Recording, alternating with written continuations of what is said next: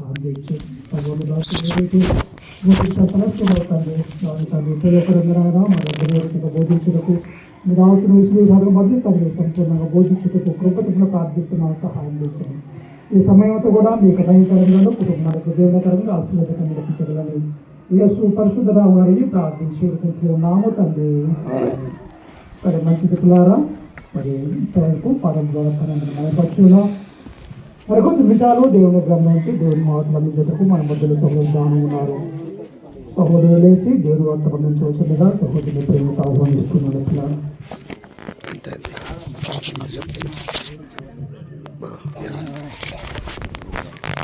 తొమ్మిదిగా వస్తుంది.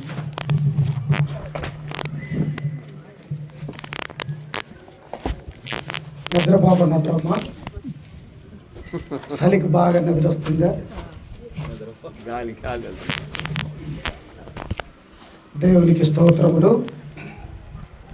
క్రీస్తునందు రాత్రికాల సమయంలో కూడి వచ్చిన సకల పరిశుద్ధులకును, నాతోటి చదువుకుని వారు చాసన్న గారికి, ఎల్లబాబాయ్ గారికి, నరేష్కుని, యవనస్తులకు, మరి ముఖ్యంగా ఈ కృతజ్ఞత కోడికి ఏర్పాటు చేసినటువంటి కుటుంబానికి మన రక్షకుడు ప్రభు అయినటువంటి యేసుక్రీస్తు నామమున మీ అందరికీ వందనాలు తెలియజేస్తూ ఉన్నాను. సమయం ఇప్పటికే మరి 9 గంటలు అవుతూ ఉన్నది.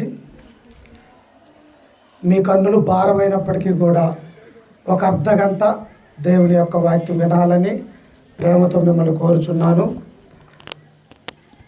ప్రతి కుటుంబం నందు, ప్రతి విషయం నందు కూడా మనము మొదటిగా ప్రార్థన చేసుకుంటాం. ఆ తర్వాత పాటల ద్వారా ప్రభు అయినటువంటి క్రీస్తు ద్వారా తండ్రి అయినటువంటి దేవుణ్ణి పాటల ద్వారా మహింపరుస్తాం. ఆ తదుపరి దేవుని యొక్క వాక్యాన్ని మనము నేర్చుకుంటూ ఉంటాం. ఒక మనిషి బ్రతకటానికి భూలోకంలో ఆహారము, నీళ్ళు, కట్టుకోవటానికి వస్త్రము, ఉండటానికి మంచి గృహము ఎలాగైతే అవసరమై ఉంటూ ఉన్నదో, ఆత్మ సంబంధంగా నీ కుటుంబం ఆశీర్వదించబడాలంటే దేవుని యొక్క వాక్యం అనేది కూడా అంతే అవసరమై ఉన్నదని మనము జ్ఞాపకం చేసుకోవాలి. అందుకనే మనము ఎల్లప్పుడూ కూడా తండ్రి అయినటువంటి దేవునికి, ప్రభు అయినటువంటి యేసు క్రీస్తు ద్వారా దేవునికి ఎల్లప్పుడూ కూడా కృతజ్ఞతలు మనము చెల్లించేవారిగా ఉండాలని ఈ గ్రంథం మనకు సెలవిస్తూ ఉన్నది. ఎందుకు అంటే దేవుడు మానవుడు నివసించడానికి ఈ భూమిని, ఆకాశమును, రాత్రివేళ సమయంలో మన కళ్ళకి చూడటానికి, అందంగా కనిపించడానికి నక్షత్రాలు, చంద్రుడు, పగటి వేళల్లో పనిచేసుకొని బ్రతకటానికి సూర్యుడిని దేవుడు అనుగ్రహించినటువంటి వాడిగా మనం చూస్తూ ఉన్నాం. అందుకని ఈ సమయంలో పరిశుద్ధ గ్రంథంలో నుంచి అపోస్తుల కార్యములు 13వ అధ్యాయము, అపోస్తుల కార్యములు 13వ అధ్యాయము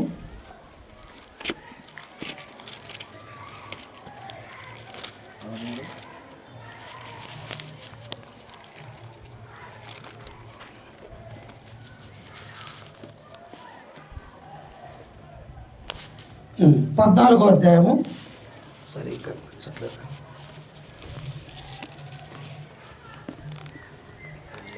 14వ అధ్యాయం. నరేష్ సెల్ లైట్ కొంచెం వేసి పెట్టే,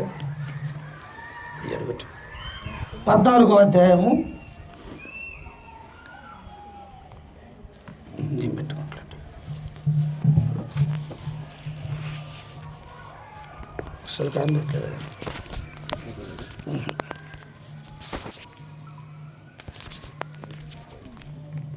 14వ అధ్యాయము 15వ వచనాన్ని చదువుకుందాం. అయ్యలారా, మీరెందుకు ఇలాగూ చేయుచున్నారు? మేము కూడా మీ స్వభావం వంటి స్వభావము గల నరులమే. మీరు ఈ వ్యర్థమైన వాటిని విడిచిపెట్టి ఆకాశమును, భూమిని, సముద్రమును, వాటిలో ఉండు సమస్తమును సృజించిన జీవము గల దేవుని వైపు తిరగవలనని మీకు సువార్త ప్రకటించుచున్నాను. ఇక్కడ గమనించితే ప్రియులారా, ఒక సందర్భాన్ని మనం ఇక్కడ చూడగలము. ఎవరంతా ఈ యొక్క మాటలు మాట్లాడేది? అపోస్తులైనటువంటి పౌలు గారు, బర్నబా, ఈ యొక్క లోస్త్రా అనేటువంటి ఆ పట్టణానికి వచ్చినప్పుడు పుట్టినది మొదలుకొని నడవలేనటువంటి ఒక కుంటివాడిని వారు అద్భుత రీతిగా దేవుడు ఆ యొక్క కుంటివాడిని బాగు చేసినప్పుడు అక్కడ ఉన్నటువంటి ఆ ప్రాంతంలో ఉన్నటువంటి వారందరూ కూడా వారి దగ్గరకు వచ్చి, అయ్యా, ఇలాంటి అద్భుతము మేము ఎప్పుడూ చూడలేదే, ఇదిగో అతను పుట్టినప్పటి నుంచి కూడా నడవలేనటువంటి స్థితిలో ఉన్నటువంటి ఆయన్ని మీ స్వార్థ ద్వారా, మీ మాట ద్వారా, మీరు నమ్మినటువంటి ఆ దేవుని ద్వారా ఈ రీతిగా అద్భుతాలు జరిగించింది అని చెప్పేసి వారందరూ కూడా ఏం చేశారంటే పౌలును బర్నబా దగ్గరికి వచ్చి వారిని ఆరాధించాలని, వారిని గణపరచాలని ఆలోచన చేస్తూ ఉన్నారు. ఈనాడు కూడా ఉన్నారు కదమ్మా, వ్యక్తిగతంగా అయినటువంటి మనుషులను ఆరాధించేవారు ఉన్నారు, వ్యక్తిగతంగా మనుషులను పూజించేవారుగా ఈనాడు ప్రజల్ని, క్రైస్తవుల్ని మనము చూస్తూ ఉన్నాం. అప్పుడు ఈ మాట పౌలు అంటూ ఉన్నాడు, అక్కడ ఏమంటూ ఉన్నాడంటే, మీరు ఈ వ్యర్థమైన వాటిని విడిచిపెట్టి, ఏమిటి వ్యర్థము? ఏ లోక సంబంధమైనటువంటి జీవితాలైతే ఉంటూ ఉన్నాయో, ఒక మానవుణ్ణి పూజించకూడదు, ఆ యొక్క ఆరాధించకూడదు అన్నటువంటి యొక్క సత్యాన్ని మీరు తెలుసుకోవాలి అని చెప్పేసి ఈ యొక్క అపోస్తలుడు పౌలు, బర్నబా ఆ లోస్త్రాలో ఉన్నటువంటి ఆ జనాంగంతో మాట్లాడుతూ ఉన్నారు. అయితే ఎవరిని అనుసరించమని అక్కడ దేవుడు సెలవిస్తూ ఉన్నాడు ఆ యొక్క మాటలలో?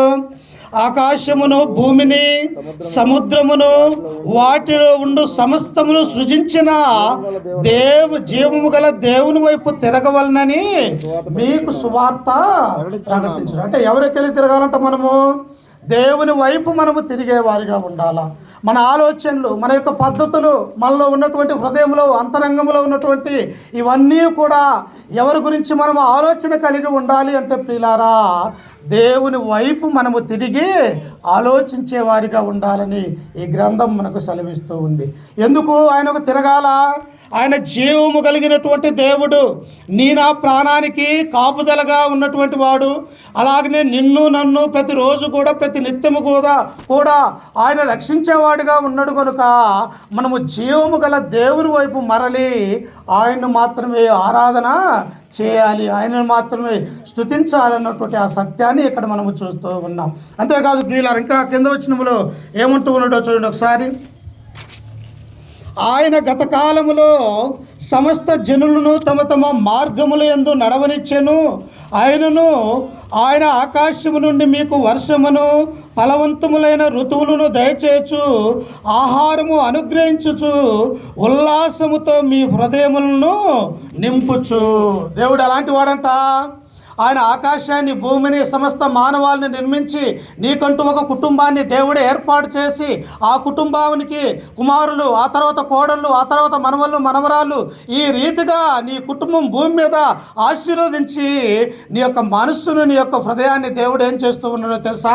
ఉల్లాసపరుస్తూ ఉన్నాడు. ప్రియులాస, మన యొక్క పిల్లలకి ఒక మంచి సైకిల్ కొనిస్తే నా కుమారుడు సంతోషపడతాడు, నా యొక్క కుమార్తెకు మంచి బట్టలు తీసుకొని వస్తే నా కుమార్తె సంతోషపడుతుందని ఒక తల్లిదండ్రులుగా నీవు ఎలాంటైతే ఆలోచన కలిగి ఉంటూ ఉన్నావో, తండ్రి అయినటువంటి దేవుడు కూడా మన ఎడల మన యొక్క హృదయాల్ని ఉల్లాసపరచడానికి, మనల్ని సంతోషపరచడానికి దేవుడు ఇవన్నీ కూడా ఇస్తున్నాడన్నటువంటి ఆ సత్యాన్ని మనము గ్రహించాలి ప్రియులారా. కాబట్టి మనము ఇన్ని ఇచ్చినటువంటి దేవుణ్ణి మనం ఏం చేయాలా? వదిలేయాలమ్మా. ఏం చేయాలా? దేవుణ్ణి, ఆయన్ని మనం వెదకాలా.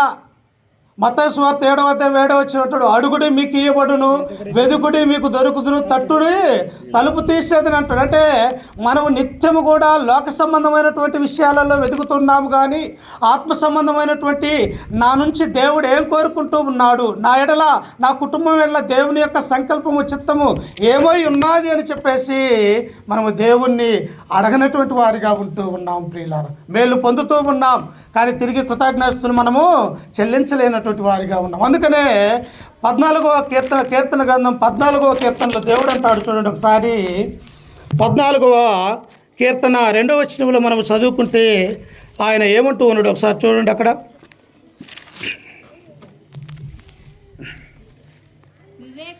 వివేకము కలిగి దేవుణ్ణి వెదుకువారు కలరేమో అని యెహోవా ఆకాశము నుండి చూసి నరులను పరిశీలన అనడమ్మా. యెహోవా చూస్తూ ఉన్నాడంట. నా యొక్క బిడ్డలని ఇంతగా నేను దీవించి ఆశీర్వదించి బలపరిచి వారికి కావాల్సినటువంటి ప్రతి అవసరత కూడా నేను తీరుస్తూ ఉన్నప్పుడు వారెందుకు నన్ను వెదకలేకపోతూ ఉన్నారు అని పరలోకంలో నుండి దేవుడు మనల్ని చూస్తున్నటువంటి వారిగా మనము చూస్తాం.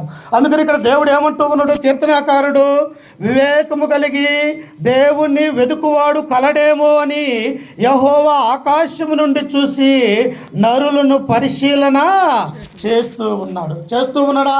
నీవు ఎలా ఉన్నావు? నీ హృదయం ఎలా ఉన్నది? ప్రతిరోజు నీవు దేవుల్లో ఉన్నావా, లేకపోతే దేవుణ్ణి విడిచి ఉన్నావా, లేకపోతే దేవుని యొక్క సంఘంలో ఉన్నావా, లేకపోతే భౌతిక సంబంధమైనటువంటి ఆలోచనలతో ఉన్నావా అని దేవుడు పరలోకంలో నుండి నిన్ను నన్ను ఆయన పరిశీలన చేసేవారిగా ఉన్నాడు. మనము కరెక్ట్గా ఉన్నామా? మన యొక్క హృదయం దేవునిలో ఉన్నదా అని రాత్రికాల సమయంలో మనము ఆలోచన కలిగి ఉండాలి ప్రియులారా. అందుకనే దేవుడు అక్కడ అపోస్తుల కార్యం 13వ అధ్యాయంలో మనము 14లో మనము చదువుకుంటూ ఉన్నప్పుడు ఆయన ఫలవంతమైనటువంటి ఋతువులను మీకు అనుగ్రహించి మీ యొక్క హృదయమును దేవుడు ఉల్లాసపరిచేవాడిగా ఉంటూ ఉన్నాడు. కాబట్టి కుటుంబముగా మనం ఏం చేయాలా? దేవుణ్ణి వెతికేవారిగా ఉండాలా. అలాగనే ఈ లోకములో మనం వివేకము కలిగి నడుచుకునే వారిగా ఉండాలా. ఎందుకు వివేకము లేకపోతే ఎటు పడితే అటు నడిపించబడే వారిగా మనం ఉంటున్నాం. మనలో జ్ఞానం అనేది లేకపోతే ఏం మాట్లాడాలో లేకపోతే ఎలా నడుచుకోవాలో తెలియనటువంటి వారిగా ఉంటూ ఉన్నాం. అందుకనే ఇర్మియా గ్రంథకర్త ఆయన ప్రవక్త అంటాడు, అక్కడ ఇశ్రాయేలు ప్రజల గురించి దేవుడు అన్నటువంటి మాట ఏంటో తెలుసా? నా జనులు జ్ఞానము లేకే నశించిపోయారు అనే మాటని 3వ అధ్యాయంలో మనము చూడగలం ప్రియులారు. అంటే ఎలా నశించిపోయారంట?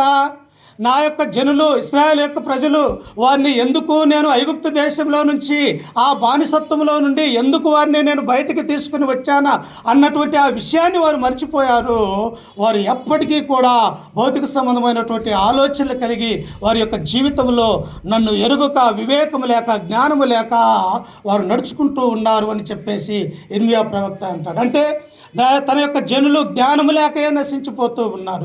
ఐగుప్తు దేశంలో ఉన్నప్పుడు వారికి విశ్రాంతి ఉన్నదా అమ్మా? ఎక్కడా కూడా లేదు. ఉదయం లేచిన దగ్గర నుంచి కూడా మట్టి పని, ఇటుకలలో భారమైనటువంటి పని. వారు ఉదయం నుంచి సాయంత్రం వరకు కూడా కనీసము వారి యొక్క భార్యలతో కానీ వారి యొక్క కుమార్తెలతో కానీ గడపడానికి సమయం ఇచ్చేవాడు కాదు ఫరో. అలాంటి వారి యొక్క మూలుగులను చూసినటువంటి దేవుడు ఆ యొక్క ఇశ్రాయేలు ప్రజలలో నుంచి మోసేను, అహరోను, మిర్యామును వారి ముగ్గురు కూడా ఎన్నుకొని వారిని ఐగుప్తు దేశంలో నుంచి కానాను పాలు తేనెలు ప్రవహించేటువంటి ఆ దేశానికి ఆయన కొనిపోబోతూ ఉన్నాడు. నమ్మాలి కదా, వాళ్ళు విశ్వసించాలి కదా.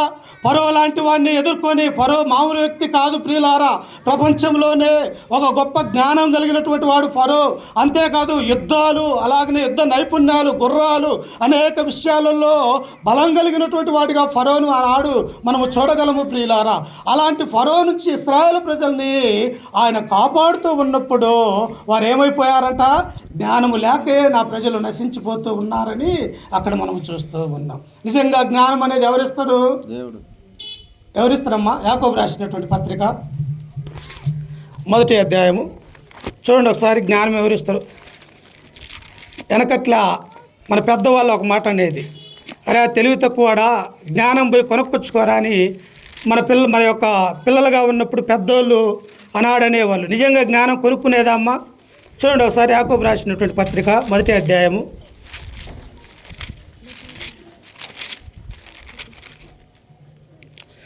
17వ వచనాన్ని చదువుకుందాం. 16-17. నా ప్రియ సహోదరులారా, మోసపోకుడి. శ్రేష్టమైన ప్రతి ఈవియు, సంపూర్ణమైన ప్రతి వరమును పరసంబంధమైనదై జ్యోతిర్మయుడుకు తండ్రి యొద్ద నుండి వచ్చును. ఎక్కడి నుంచి వస్తుందంట? నిన్ను నన్ను నిర్మించినటువంటి దేవుని దగ్గర నుంచి మనకు జ్ఞానము కానీ వివేకము కానీ వస్తుంది అన్నటువంటి విషయాన్ని ఈ గ్రంథం మనకు సెలవిస్తూ ఉన్నది. సొలొమోనుకు ఎవరిచ్చారు జ్ఞానము అమ్మా? సొలొమోనుకి ఎవరిచ్చారు? తన తండ్రి చనిపోయాడు, ఏం చేయాలో తెలియనటువంటి స్థితిలో ఉంటూ ఉన్నాడు, బాలుడుగా ఉన్నాడు. తల్లి చూస్తే విధవరాలిగా ఉంటూ ఉన్నది బెత్షెబా. కానీ బాలుడుగా ఉన్నటువంటి యొక్క సొలొమోను ఆయన ఎప్పటికీ కూడా తండ్రి యొక్క మాటలు విని దేవుని యొక్క ధర్మశాస్త్ర ప్రకారం నడుచుకుంటూ ఆయన బలులర్పిస్తూ ఉన్నప్పుడు దేవుడు సొలొమోనుకు ఏమైపోయాడంట? ప్రత్యక్షమైపోయాడు ప్రియులారా. చూశారా, ఒక తండ్రి తల్లి సరైనటువంటి మార్గంలో నడిస్తే తమ యొక్క కుమారులు ఎలా ఉంటారంట, అదే మార్గంలో నడవటానికి అవకాశం ఉంటూ ఉన్నది.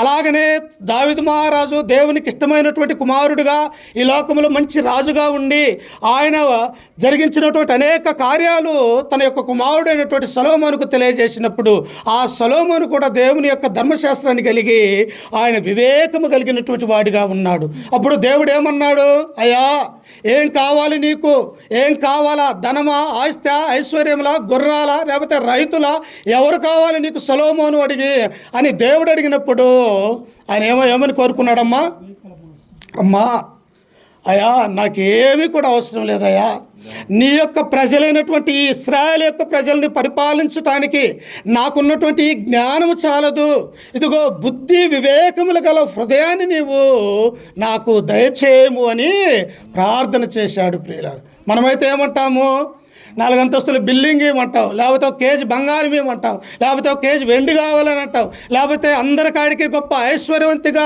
నన్ను చేయమని చెప్పేసి మనమైతే కోరుకునే వారిని. కానీ ఈ యొక్క సొలొమోను బాలుడుగా ఉన్నటువంటి ఈయన ఏం కోరుకున్నాడో తెలుసా, ఇశ్రాయేలు ప్రజలైనటువంటి వీరిని పరిపాలించడానికి నాకు జ్ఞానము చాలదు కనుక నాకు జ్ఞానము వివేకాన్ని దయచేయమని ప్రార్థన చేశాడు.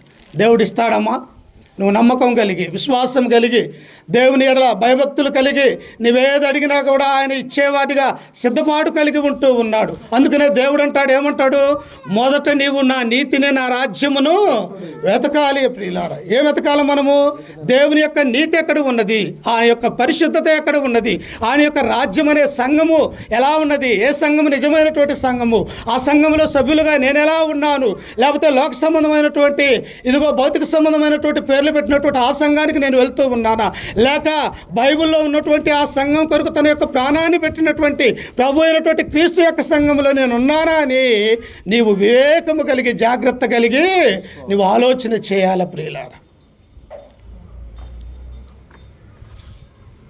అందుకనే మానవుని యొక్క జీవితంలో జ్ఞానము వివేకం అనేది ఎంతో అవసరమై ఉన్నది అన్నటువంటి విషయాన్ని మనం ఈ రాత్రికాల సమయంలో మనం చూస్తూ ఉన్నాం.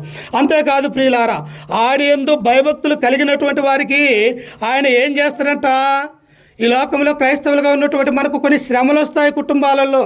ఏ కుటుంబంలో చూసినా ఏదో ఒక రీతిగా చనిపోయినటువంటి వారు ఉంటారు, అలాగనే అనారోగ్యం కలిగినటువంటి వారు ఉంటారు. అనేక విషయాలలో మనము కుటుంబంగా శ్రమలు అనుభవించే వారిగా ఉంటూ ఉన్నాం. కానీ శ్రమలు వచ్చినాయని మనం ఏం చేయకూడదు, కృంగిపోకూడదు. ప్రియులారా, మానవులం కాబట్టి మనం కృంగిపోతాం.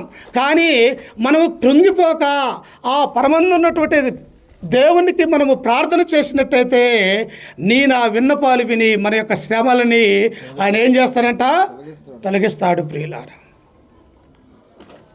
అపోస్తలుడైనటువంటి పౌలు, శీల, తిమోతి, లూకా గారు వీళ్ళందరూ కూడా తమ 3వ ప్రయాణంలో ఎఫెసీ పట్టణానికి వెళ్ళినప్పుడు వారికి వచ్చినటువంటి ఇబ్బందులు సామాన్యమైనటువంటి ఇబ్బందులు కాదు. ప్రియులారా, ఒకసారి చూడండి, కొరింథీయులకు రాసినటువంటి 2వ పత్రిక 1వ అధ్యాయము. అపోస్తలుడైనటువంటి పౌలు గారు కొరింథీ సంఘానికి ఎలాంటి శ్రమలు అవి నీకు నాకు వచ్చిండో మన యొక్క జీవితంలో. కొరింథీయులకు రాసినటువంటి 2వ పత్రిక 1వ అధ్యాయము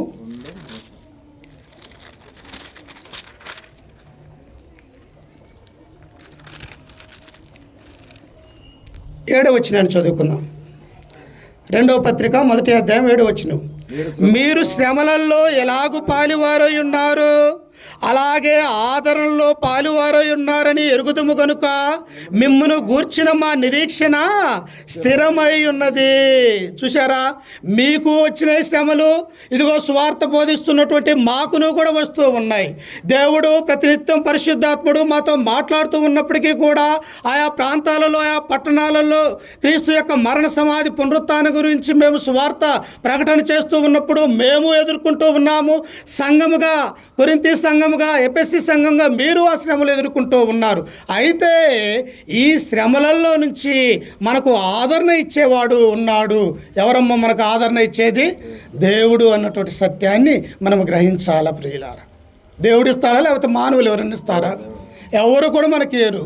మనుషులను నమ్ముట కంటే, రాజులను నమ్ముట కంటే యెహోవాను ఆశ్రయించుట మేలన్నాడు. అంటే మనుషులు నీకు ఆదరణ ఇవ్వరు, సంతోషాన్ని ఇవ్వరు, ఎవరు కూడా నీకు ఇవ్వరు. కానీ నువ్వు నమ్ముకున్నటువంటి దేవుణ్ణి నువ్వు విశ్వాసం ఉంచినట్టయితే నీకు ఆదరణ, సంతోషము, సమాధానం అనేది నా కుటుంబంలో దేవుడు ఇస్తాడన్నటువంటి సత్యాన్ని మనం గ్రహించాలి ప్రియులారా.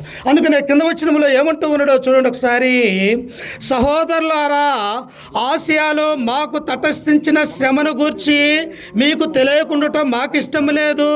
అదేమనగా మేము బ్రతుకుదమును నమ్మకము లేక ఉండునట్లుగా మా శక్తికి మించిన అత్యధిక భారం వలన కృంగిపోయారు. నీ జీవితంలో నీవు కృంగిపోతూ ఉన్నావేమో. నీ కృంగుడా, నీ అనారోగ్యం, లేకపోతే నీ యొక్క బాధ ఏదైనా ఇతరులకు చెబితే నిన్ను ఎగతాళి చేసేవారిగా ఉంటారు. అవసరమైతే అప్పటికి ఇలా జరిగిందా, అలా జరిగిందని వారు నిన్ను అంటారేమో. కానీ తర్వాత పక్కకెళ్ళి ఈమెకు జరగాల్సిందేలే ఇది అని చెప్పేసి నిన్ను దూషించేవారిగా ఉండొచ్చు ప్రియులారా. అందుకనే అపోస్తలుడైన పౌలు అంటూ ఉన్నాడు, కొరింథీలో ఉన్నటువంటి సంఘమా, ఎఫెసీలో మేము పడ్డటువంటి శ్రమ, బాధ అంతింత కాదయా, అసలు అక్కడ బ్రతుకుతామా అన్నటువంటి ఆలోచన కూడా మాకు లేనట్టుగా ఉన్నామయ్యా అంటాడు. నిజంగా అపోస్తలులు అంతటి వారే శ్రమలు అనుభవిస్తే, అంత స్వార్థ సేవ చేస్తూ ఎన్నో సంఘాలని స్థాపించినటువంటి వారికే ఇన్ని శ్రమలు ఎదురైతే నా జీవితం ఎంత అని రాత్రికాల సమయంలో మనం ఆలోచన కలిగి ఉండాలి ప్రియ. అందుకని కుటుంబంగా దేవుడు మొదటిగా ఏం చేశాడు? నిన్ను సంతృప్తిపరుస్తూ ఉన్నాడు, ఉల్లాసిస్తూ ఉన్నాడు. నా బిడ్డలు బాగుండాలని నిన్ను దీవించి ఆశీర్వదిస్తూ ఉన్నాడు. నువ్వు దీవించి ఆశీర్వదించి దేవుని దయ పొందిన తర్వాత, దేవుని దీవెనలు పొందిన తర్వాత నువ్వు తప్పిపోయి లోకంలో పడిపోయి ఉన్నట్టయితే దేవుడు నీ మొర ఆలకించడు ప్రియులారా. ఎందుకో తెలుసా? దేవుని యొక్క సంఘములు, ఆయన యొక్క మాటలు నీవు వివేకము కలిగి ఆయన యొక్క మాటలు విన్నట్టయితే మరి దేవుడు నిన్ను ఆశీర్వదించేవాడిగా ఉంటూ ఉన్నాడు. శ్రమలు వస్తాయి, కొన్ని సమయాలలో బాధలు వస్తాయి. అయినప్పటికీ కూడా మనము కృంగిపోక దేవుని యందు విశ్వాసము కలిగి, నమ్మకం కలిగి ఉండాలని ఈ గ్రంథం మనకు సెలవిస్తూ ఉంది. అంతేకాదు ప్రియులారా, ఇంకా మనము చూస్తూ ఉన్నప్పుడు మనము సత్యము నుండి తొలగిపోకూడదు. ఏం చేయకూడదట? సత్యము నుండి తొలగిపోకూడదు. ఎవరు సత్యవంతులు ఈ లోకములో? ఎవరన్నా ఉన్నారా నీతిమంతులు? ఎవరన్నా సత్యవంతులుగా ఉన్నారా? ఎవరన్నా అబద్ధం ఆడినటువంటి వారు ఉన్నారా? ఎవరన్నా మోసం చేయనటువంటి వారు ఈ లోకంలో ఉన్నారా? ఉంటే ఎవ్వరూ లేరని గ్రంథం మనకు తెలియజేస్తూ ఉన్నది. అవునా కాదమ్మా? రోమిలకు రాసినటువంటి పత్రిక 3:11 వచనంలో మనం చదువుకుంటే ఆ మాట అక్కడ తెలియజేస్తూ ఉన్నది. అందుకనే మనము చేపట్టినటువంటి దాన్ని, మనము నమ్మినటువంటి దేవుడు గొప్పవాడు కనుక మన పాపం నిమిత్తం ప్రభు అయినటువంటి యేసుక్రీస్తు వారు ఆ కలవరిగిరిలో నా పాపము నిమిత్తమై ఆ అమూల్యమైనటువంటి రక్తము, పరిశుద్ధమైనటువంటి ఆ రక్తాన్ని ఆ కలవరిగిరిలో మన కొరకు కార్చి ఆయన సమాధి చేయబడి తిరిగి లేచినటువంటి ఆయన ఎలాంటి వాడంట? సత్యవంతుడు అన్నటువంటి సత్యాన్ని మనం గ్రహించాలి. యోహాను సువార్త 17వ అధ్యాయం 17వ వచనంలో ఒక మాట ఉంటుంది, చూడండి ఒకసారి. యోహాను సువార్త 17వ అధ్యాయము 17వ వచనంలో, సత్యమందు వారిని ప్రతిష్ఠించుము, నీ వాక్యమే ఏంటిదమ్మా సత్యము? దేవుని యొక్క వాక్యము సత్యము. దేవుని వాక్యము సత్యమైతే ఆ వాక్యములో ఉన్నటువంటి దేవుడు సత్యవంతుడు. అలాగనే ఈ భూమిని, ఆకాశాన్ని నిర్మించటంలో ఉన్నటువంటి 3 వ్యక్తులు పరలోకములో ఉన్నారు. ఒకరు తండ్రి అయినటువంటి దేవుడు సత్యవంతుడు, ఆయన కుమారుడైనటువంటి యేసుక్రీస్తు వారు సత్యవంతుడు. ఇదిగో మనలో ఉండి కార్యసిద్ధిని కలుగజేస్తున్నటువంటి పరిశుద్ధాత్మ దేవుడు సత్యవంతుడని గ్రంథం మనకు సెలవిస్తూ ఉంది. అయితే మనం ఎప్పుడు సత్యవంతులు, పరిశుద్ధులమవుతామంటే క్రీస్తు రక్తంలో కడగబడి బాప్తిసం అనే కార్యక్రమం ద్వారా మనము చేరి సంఘములో చేర్చబడి, ఆ సంఘములో ప్రతి ప్రభు దినాన దేవుని యొక్క సన్నిధానములు, ప్రభు యొక్క శరీరాన్ని, ఆయన యొక్క రక్తాన్ని తినుచు త్రాగుచు ఆరాధన కార్యక్రమంలో జరుగుతూ ఉన్నప్పుడు మనమందరము కూడా పరిశుద్ధులము, సత్యవంతులము అనే మాటను అక్కడ మనము చూస్తూ ఉన్నాం. ఏమన్నాడు? కొరింథీయులకు రాసినటువంటి మొదటి పత్రిక 1వ అధ్యాయంలో ఒక మాట అన్నాడు, చూడండి ఒకసారి. కొరింథీయులకు రాసినటువంటి మొదటి పత్రిక 1వ అధ్యాయము, దేవుని చిత్తము వలన యేసు క్రీస్తు యొక్క అపోస్తలుడుగా నుండుటకు పిలువబడిన పౌలును, సహోదరుడైన సోస్తెనేసును, కొరింథీలోనున్న దేవుని సంఘమునకు, అనగా క్రీస్తు యేసునందు పరిశుద్ధ పరచబడిన వారై. అమ్మా, ఎలా వచ్చింది మీకు పరిశుద్ధత? ఎలా నువ్వు నీతిమంతురాలు అనుకుంటున్నావు? ఎలా నువ్వు నీతిమంతుడని ఈ లోకంలో అనుకుంటూ ఉన్నావు? నీవు క్రీస్తు యొక్క రక్తములో కడగబడి ఆయన యొక్క నామమున బాప్తిసం పొంది పరిశుద్ధుల యొక్క సహవాసంలో నువ్వు చేర్చబడ్డావు కాబట్టి నీవు పరిశుద్ధుడివి అనే మాటని ఇక్కడ మనము చూస్తూ ఉన్నాం. వాస్తవంగా ఎవరికి అది ఆరోపించబడినది? ఆ పరిశుద్ధుడు అనే మాట తండ్రి అయినటువంటి దేవునికి, కుమారుడైనటువంటి దేవునికి, పరిశుద్ధాత్మ దేవుడికి, ముగ్గురికే వాడబడినటువంటి పదము. ఆ తర్వాత క్రీస్తు సంఘములో ఉన్నటువంటి నాకు ఆ పరిశుద్ధత గురించి దేవుడు మాట్లాడినట్టుగా మనము చూస్తూ ఉన్నాం. అందుకని ఆయన ఇంకేమంటూ ఉన్నాడు?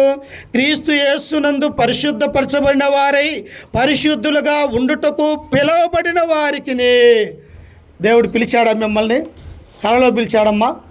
లేకపోతే దర్శనాలు వచ్చి మనం మాట్లాడా? కలలో దర్శనాలలో వచ్చి దేవుడిని మిమ్మల్ని పిలవడు. ఒక మనిషి పరిశుద్ధుడు కావాలంటే, ఒక మనిషి సంఘములో చేర్చబడాలంటే మరొక మనిషి సువార్త చెబితే తప్ప అది మార్గం లేదు అని గలతీలకు రాసినటువంటి పత్రిక 1వ అధ్యాయము 6వ వచనంలో మనము చదువుకోగలం ప్రియులారా. అంటే మనము పరిశుద్ధులుగా మారటానికి దేవుడు తన యొక్క అపోస్తులను ఉపయోగించుకున్నాడు. ఆ తర్వాత అపోస్తులు ఏం చేశారు? బూది గంతముల వరకు వారు ఏమైపోయారంటే ఈ యొక్క అందరికి సర్వ సృష్టికి సువార్తను అనేది ప్రకటించాడు ప్రియులారా. ప్రకటన అయిందమ్మా. మార్కు సువార్త 16వ అధ్యాయం 16వ వచనం ఏమంటాడు? మీరు సర్వలోకమునకు వెళ్ళి సర్వ సృష్టికి సువార్తను ప్రకటించడి, నమ్మి బాప్తిసం పొందిన వాడు రక్షింపబడి నమ్మని వానికి. ఎవరైతే ఇంకా నమ్మలేదు, ఇంకా దేవునిలోనికి రాలేదు, ఇంకా దూరం అయిపోయినటువంటి కుటుంబాలు ఎవరైనా ఉన్నట్టయితే ఇదే అనుకూల సమయం, ఇదే రక్షణ దినమని దేవుడు సెలవిస్తూ ఉన్నాడు. కాబట్టి మన యొక్క కుటుంబాలను దేవుడు దేంతో చేస్తూ ఉన్నాడట?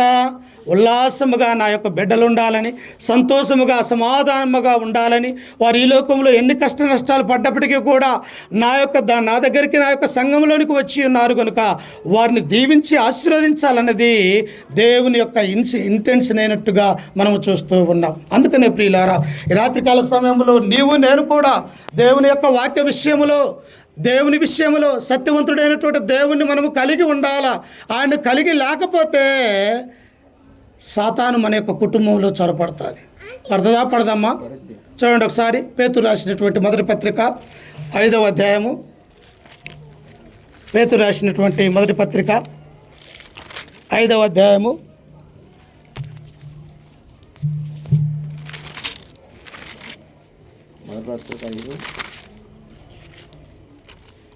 7వ వచనం. ఆయన మిమ్మును గూర్చి చింతించుచున్నాడు గనుక మీ చింత యావత్తు ఆయన మీద. అమ్మా, ఎవరి మీద ఏమన్నాడు? రాజులు నమ్ముట కంటే, మనుషులు నమ్ముట కంటే యెహోవాను ఆశ్రయించుట మేలని కీర్తనాకారుడు అంటూ ఉన్నాడు. అలాగనే ఆ యొక్క కొరింథీ సంఘానికి పౌలు ఉత్తరం రాస్తూ ఏమన్నాడు? ఎఫెసీలో మాకొచ్చినటువంటి శ్రమలు మేము బ్రతుకుతాము అన్నటువంటి ఆలోచన కూడా మాకు లేదని అక్కడ అంటూ ఉన్నాడు. ఇక్కడ అపోస్తులైనటువంటి పేతురు అక్కడ అంటూ ఉన్నాడు, మీ చింత యావత్తు దేవుని మీద వేయాలి. అది ఏదైనా కానీ, మంచి కానీ చెడు కానీ, అయా నా జీవితంలో నిన్ను నమ్ముకుని ఉన్నాను, నీ యందు విశ్వాసం కలిగి ఉన్నాను, ఒకవేళ బ్రతికినా నీ కొరకే, నీ యొక్క కుమార్తెగా, నీ యొక్క కుమారుడిగా, లేకపోతే క్రైస్తవ కుటుంబంగా నేను ఈ లోకంలో బ్రతుకుతా. ఒకవేళ చనిపోయినప్పటికీ కూడా నీలోనే ఉండి నేను చనిపోవటానికి తీర్మానం చేసుకున్నానని ఒక అపోస్తులైనటువంటి పౌలు ఎలాగైతే క్రైస్తవుడిగా అపోస్తులుడిగా అనేక మందిని క్రీస్తులోనికి నడిపించినటువంటి వాడిగా ఆయనకంత బలమైనటువంటి విశ్వాసం ఉన్నదో నీ నా జీవితంలో, నీ నా కుటుంబంలో కూడా అలాగనే ఉండాలి ప్రియులారా. అందుకని ఇక్కడ ఏమంటూ ఉన్నది? మనం అలాగ లేకపోతే చూడండి 8వ వచనములో 8 నిబ్బరమైన బుద్ధి గలవారై మెలకువగా ఉండుడి, మీ విరోధైన అపవాది గర్జించు సింహం వలె ఎవరిని మృంగుదునా అని వెదుకు తిరుగుచున్నాడు. నువ్వు దేవుని వాక్యము నీ హృదయంలో లేకపోతే, దేవుని యొక్క వాక్యము నీ కుటుంబంలో లేకపోతే నిన్ను అల్లకొల్లారం చేయటానికి ఆ సాతాను వాడు ఎలా వస్తూ ఉన్నాడో తెలుసా? వాడు సింహం వలె, గర్జించు సింహం వలె వస్తూ ఉన్నాడు. సింహం ఎలా ఉంటుంది? అడవిలో ఏ జంతువు దొరుకుతుందా, ఏ మనిషి దొరుకుతాడా, వాడిని చంపి నా యొక్క కడుపు నింపుకోవాలా, వాడిని చంపాలా అన్నటువంటి ఆలోచన సింహానికి ఉన్నట్టుగా మనము చూస్తూ ఉన్నాం. అలాగనే సాతాను కూడా ఆ సింహం వలె, గర్జించు సింహం వలె ఎవరిని మృంగుతున్నా అని వెతుకులాడుచూ ఉన్నాడు. కాబట్టి నీ కుటుంబం బాగుపడాలంటే, నీ కుటుంబం ఆశీర్వదించబడాలంటే నీ కుటుంబంలో ప్రార్థన ఉండాలి మొట్టమొదటిగా. అలాగనే సత్య సంబంధమైనటువంటి దేవుని యొక్క వాక్యము ఉండాలా. ఆ తర్వాత దేవుడు ఆజ్ఞాపించినటువంటి ఆయన యొక్క సంఘం అనే క్రీస్తు సంఘంలో నువ్వు సభ్యుడివై ఉండాలా. ఆ తర్వాత ప్రతి ఆదివారం కూడా నీతో పాటు తల్లిదండ్రులుగా మీరు కుమారులు, కుమార్తెలు, మనవరాలని అందరిని తీసుకుని దేవుని యొక్క మందిరానికి వెళ్ళి దేవుని యొక్క ఆరాధనలో పాల్గొనాలా. అంత మాత్రమే కాదు ప్రియులారా, చివరిగా ప్రకటన గ్రంథం 2వ అధ్యాయం 10వ వచనంలో అంటాడు, మరణము వరకు నమ్మకముగా ఉన్నవానికి జీవ కిరీటాన్ని దేవుడిస్తూ ఉన్నాడు. ఆ కిరీటం కొరకే కదా ఇన్ని గంటలు, ఇన్ని రోజులు, ఇన్ని సంవత్సరాలు ఆయన యొక్క సన్నిధానంలో మనం గడిపేది. ఆ కిరీటం అనేది లేకపోతే, చివరి ఒక మాట చదువుకొని ముగించుకుందాం. తిమోతికి రాసినటువంటి 2వ పత్రిక 4వ అధ్యాయము చూడండి ఒకసారి. తిమోతికి రాసినటువంటి 2వ పత్రిక 4వ అధ్యాయము 6వ వచనాన్ని చదువుకుందాం. నేనిప్పుడే ప్రాణార్పముగా పోయబడుచున్నాను, నా చదువు ఎక్కడ? నేనిప్పుడే ప్రాణార్పముగా పోయబడుచున్నాను, నేను వెడలిపోవు కాలము సమీపమై ఉన్నది, మంచి పోరాటము పోరాడి తిని, నా పరుగు కడముట్టించి తిని, విశ్వాసమును కాపాడుకుంటుని, ఇక మీదట నా కొరకు నీతి కిరీటము, అక్కడేమో జీవ కిరీటం ఉంచబడి ఉన్నది. ఇక్కడ అపోస్తులైనటువంటి పౌలు అంటూ ఉన్నాడు, నా శేష జీవితంలో నాకు ఇప్పటికి 60-64 సంవత్సరాలు వచ్చినాయి.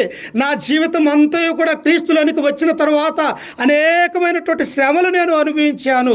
దొంగలలో, ఆపదలలో, నదులైన ఆపదలలో, నా స్వజనులలో ఆపదలలో, యూదులు ఆపదలలో, అనేక అధికారుల ఆపదలలో ఇన్ని శ్రమలు నేను అనుభవించినప్పటికీ కూడా ఎందుకు నేను అనుభవించానో తెలుసా? నా కొరకు ఆ పరలోక రాజ్యంలో నీతి కిరీటం అనేది ఉన్నది. నీకున్నదా? నీకు ఉండాలంటే, నీ కుటుంబము పరలోక రాజ్యంలో చేరాలంటే, నేను ఆ జీవ కిరీటాన్ని పొందుకోవాలి అంటే నేను చెప్పినటువంటి ఈ యొక్క 5 విషయాలు మన యొక్క కుటుంబాలలో ఉండాలి. ఏంటిది అది? ఒకటి, ప్రార్థన ఉండాలి. రెండవది, సత్సంబంధమైనటువంటి దేవుని యొక్క వాక్యాన్ని కలిగి ఉండాలి. మూడవదిగా, బైబిల్లో ఉన్నటువంటి క్రీస్తు సంఘ సభ్యులుగా మీరుంటే తప్ప పరలోక రాజ్యంలో చేరడు. నాలుగవదిగా, ప్రతి ప్రభు దినాన క్రీస్తు యొక్క శరీరాన్ని, ఆయన యొక్క రక్తాన్ని ఆయన పుచ్చుకొని ఆరాధనలో పాల్గొనాలా.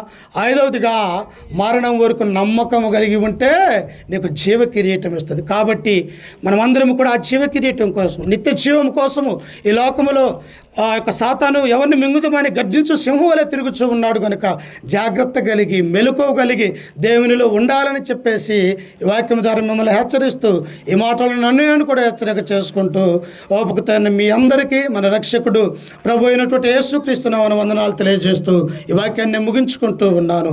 ఈ అవకాశం ఇచ్చినటువంటి అన్నగారికి ప్రత్యేకమైనటువంటి వందనాలు తెలియజేస్తూ సమయాన్ని అన్నగారికి ఇస్తూ ఉన్నాను.